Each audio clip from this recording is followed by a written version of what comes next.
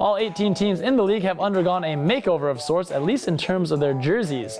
Beijing added a pinstripe to their baby blue unis, and Guangdong's digs now feature neon piping that apparently glows in the dark.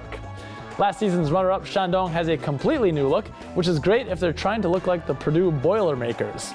Most of the other teams' changes were more subtle, although the Zhejiang Golden Bulls opted for the full acronym on the front of their uniforms, which is slightly strange. Now, any talk of the CBA, at least for a Western audience, has to start with Stephon Marbury.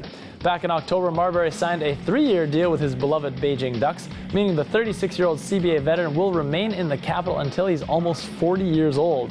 And if you want to know how rare it is that Marbury is staying in China, know this. It was the first 3-year contract given to a foreign player in the history of the CBA. But Marbury loves it here, and Beijing loves having him.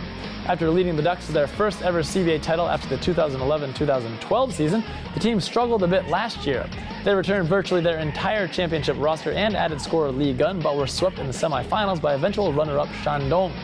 This season, Beijing's roster has undergone some pretty big changes. They added former Laker Sun Yue as well as 3 other players from Sun's previous team, the Beijing Olympians.